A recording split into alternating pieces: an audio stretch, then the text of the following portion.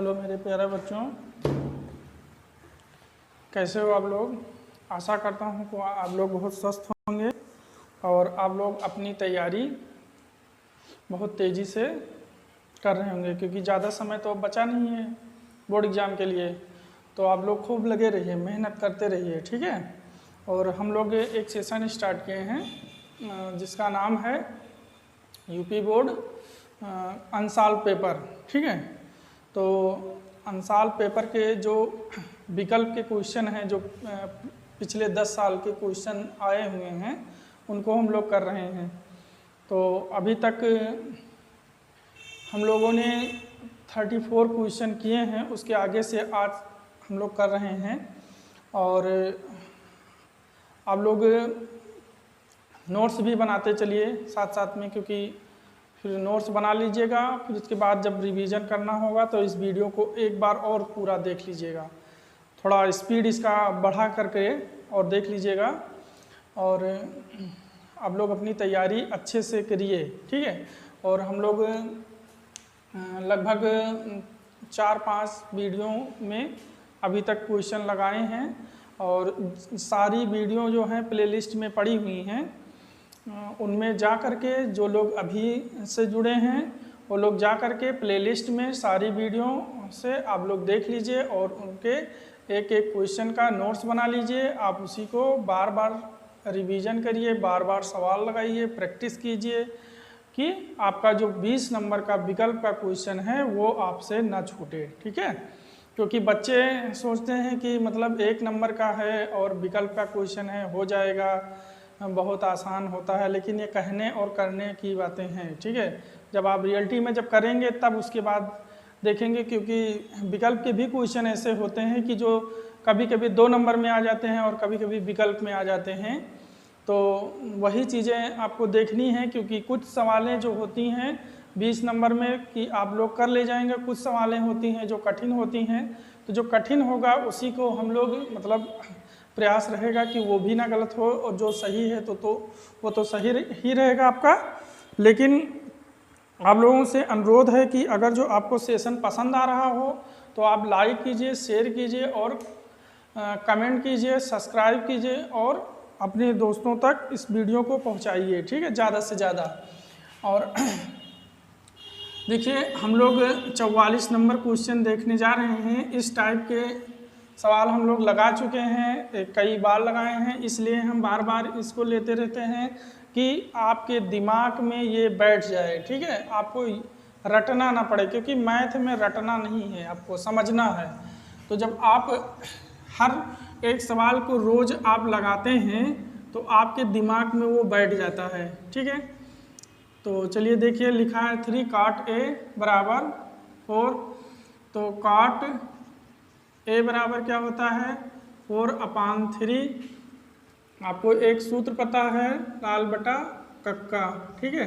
इससे आप पता लगा लेते हैं जल्दी से कि एक मान किसका लिखा हुआ है।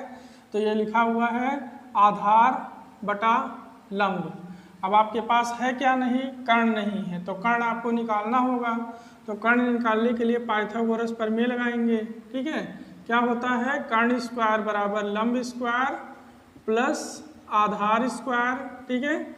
तो कर्ण स्क्वायर बराबर हो जाएगा, लंब का मान कितना है 4 का स्क्वायर, आधार का मान है 3 का स्क्वायर, ये 16 + 9, 16 9 25, इसका स्क्वायर हटाएंगे और इस पर रूट लग जाएगा, ठीक है, 25। और 25 का रूट आप लोगों को सबको पता है कि क्या होता है, 5 होता है, ठीक है। अब आपको जो मान ज्ञात करना है उसको देख लीजिए, सेक ए का मान ज्ञात करना है, ठीक है। तो जो कास का मान होता है उसी का अपोजिट होता है, उल्टा होता है, मतलब सेक का मान, जो कास का मान होता है वही उल्टा उसका होता है सेक का मान। तो कास का मान होता है आधार बटा कर्ण, तो इसका हो जाएगा कर्ण बटा आधार, ठीक है। इसका क्या हो जाएगा, कर्ण बटा आधार। और कर्ण का मान तो भी हम लोग निकाले हैं 5, और आधार का मान कितना है बताइए, 4 है, ठीक है। तो इसमें से देखेंगे 5/4, ये दूसरा वाला विकल्प आपका सही है, ठीक है। चलिए अब आता है 45 नंबर क्वेश्चन। इस सवाल को हम लोग कल लगाए थे, लेकिन ये सवाल नहीं है, सवाल दूसरा है। उसमें हम लोग सम संख्या करके लगाए थे और इसमें प्राकृतिक संख्या कहा है। तो देखिए लिखा है कि 1 से 9 तक की प्राकृतिक संख्याओं का समांतर माध्य ज्ञात कीजिए। प्राकृतिक संख्या का मतलब आप लोग समझते हैं क्या होता है? नेचुरल नंबर जो 1 से लेकर के और जितनी भी संख्याएं होती हैं वो सब प्राकृतिक संख्या होती है। तो आपको 1 से और 9 तक के कहा है, 1 से 9 तक। तो 1 लिखिए, 2, 3, 4, 5, 6, 7, 8, 9, ठीक है। और इनका क्या निकालना है? समांतर माध्य निकालना है, समांतर माध्य निकालना है, ठीक है। तो यह हो जाएगा 1 + 2 + 3 + 4 + 5 + 6 + 7 + 8 + 9 बटा जितनी संख्या होगी, क्योंकि कल हम सूत्र बताए थे समांतर माध्य निकालने के लिए कुल संख्याओं का योग बटा कुल संख्या। तो कुल संख्या कितनी है? कुल 9 संख्याएं हैं, ठीक है। अब इसको हम जोड़ लेंगे, 3 3 6, 6 4 10, 10 और 5 15, 15 6 21, 7 21 और 7 कितना हो जाएगा? 28, 28 और 8 28, 8 36, 36 और 9 45, 36 9 45, 45 के 5 बटा 9, इसको भाग कर दीजिए, कितना आ जाएगा? 9 पचे 45, आपका 5 आ गया। समांतर माध्य कितना है? 5 है, ठीक है। अब देखिए आसान तरीका, देखिए आप लोग समांतर माध्य अगर जो इसको नहीं लगाना चाहते हैं तो पहले संख्या को लिख लीजिए। अगर जो विषम संख्या है तो जो बीच वाली संख्या होती है वही समांतर माध्य कहलाती है, ठीक है। देखिए 1 2 3 4 5 6 7 8 9, 9 संख्या है और बीच में कौन आ रहा है? 1 2 3 4 5 बीच में आ रहा है, 1 2 3 4, इधर भी 4 है, इधर भी 4 है, बीच में कौन आ गया? 5। और आपका आंसर कितना आया है? 5 आया है। यानी समांतर माध्य कितना हो जाएगा? 5 हो जाएगा, ठीक है। आपको ट्रिक भी पता चल गया और नियम भी पता चल गया। जो आपको समझ में आया उसको आप कर लीजिएगा, ठीक है। अब आते हैं अगले सवाल पे।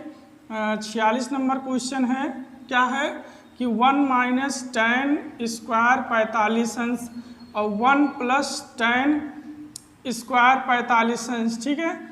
आपको इसका मान ज्ञात करना है और मान ज्ञात करना जो है उसको ध्यान से देखिएगा।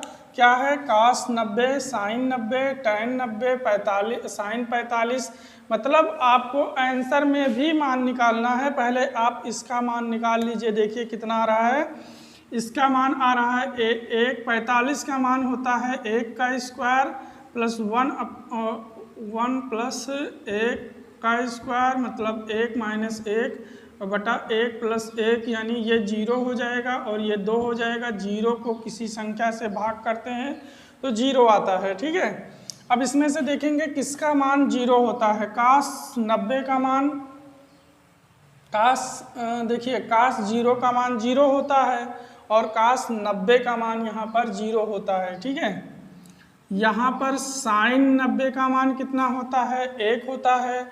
tan 90 का मान कितना होता है? इनफाइनाइट होता है। sin 45 का मान कितना होता है? 1/√2 होता है। तो हमको मान क्या निकालना था? cos, देखिए cos 0 का मान होता है। देखिए आपको सवाल को इसने कठिन बना दिया है, ठीक है। आपको यहाँ पर ध्यान से करना है, नहीं तो जल्दीबाजी में करोगे तो आपका सवाल गलत हो जाएगा। सबका मान आपको पता होना चाहिए, तभी आप सवाल लगा सकते हैं। चलिए 47 नंबर सवाल देखिए। बहुपद का एक सवाल आ गया है।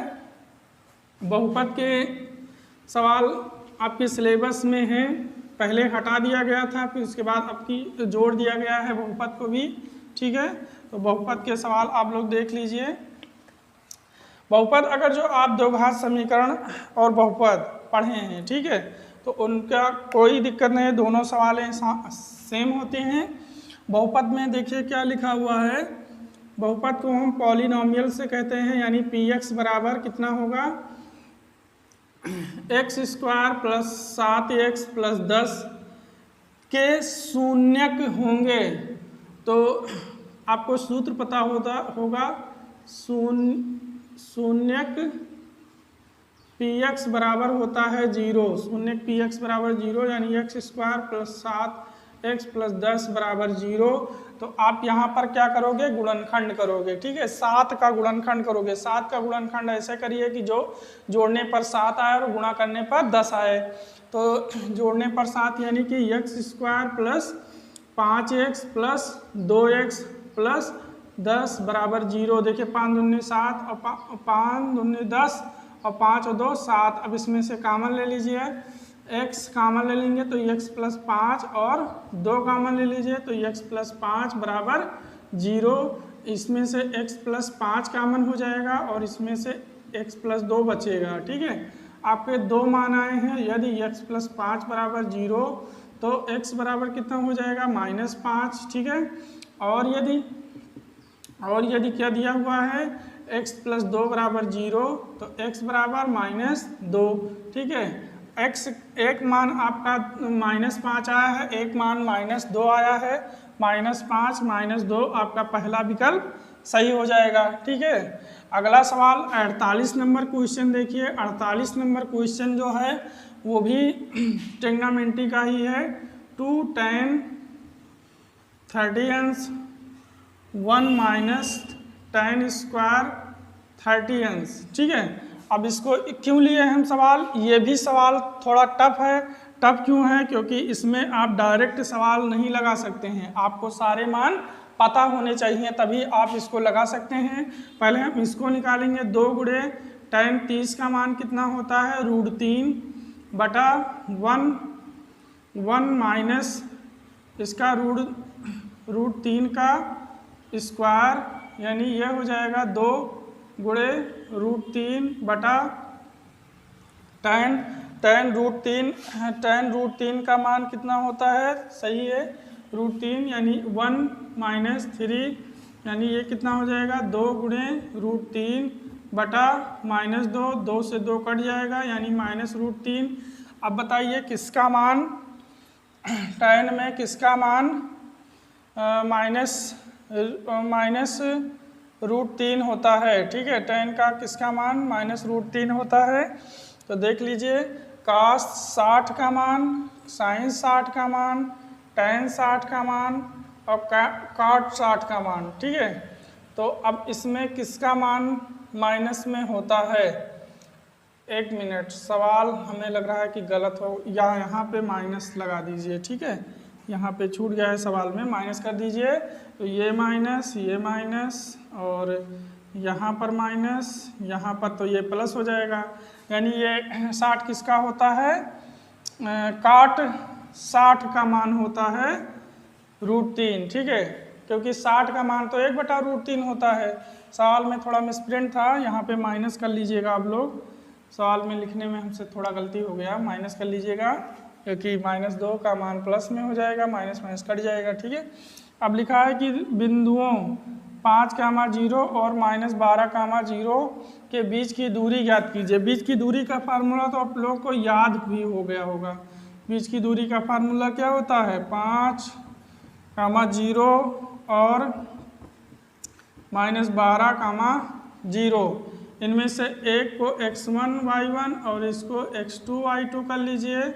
और आपका बीच की दूरी का फार्मूला होता है x1 माइनस x2 का whole square plus y1 minus y2 का होल स्क्वायर। x1 कितना है 5 और माइनस x2 कितना है माइनस प्लस हो जाएगा और प्लस ये 0 माइनस 0, ठीक है, क्योंकि y1 और y2 का मान 0 0 है। तो ये कितना हो जाएगा 12 5 17 का स्क्वायर यानी आपका कितना आ जाएगा 17 देखिए कहीं पे ऑप्शन में है, ये चौथा नंबर आपका सही है, ठीक है। 17 का स्क्वायर इसलिए नहीं लिखे क्योंकि रूट से बाहर भी निकालना पड़ेगा तो वही आएगा और रूट स्क्वायर है तो ये रूट से बाहर हो जाएगा, ठीक है।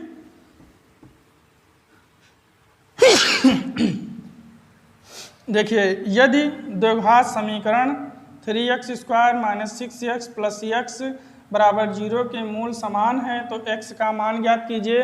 इस टाइप के सवाल आप लोग लगा चुके हैं, आप लोगों को ये नियम भी रट गया होगा, ठीक है। तो समीकरण क्या है, समीकरण जो दिया है उसको लिख लीजिए, 3x² माइनस 2x प्लस के बराबर 0। तो आपका द्विघात समीकरण क्या होता है, x² plus bx plus c बराबर 0। तो a बराबर कितना हो जाएगा 3, b बराबर -6 और c बराबर k। तो देखिए मूल समान है, चाहे मूल बराबर हैं चाहे समान हो, इसके लिए सूत्र कल हम बताए थे, क्या होता है b² माइनस 4ac, क्या होता है सूत्र, b² माइनस 4ac बराबर 0। तो b का मान -6 का स्क्वायर -4 गुणे 3 गुणे c बराबर 0। तो ये कितना हो जाएगा 36 माइनस 12, c बराबर 0 -12, c बराबर -36। तो 12 12 5 24 बातें 36, यानी c बराबर कितना आ जाएगा 3 आ जाएगा, ठीक है। देखिए c बराबर 3 पहला सही है।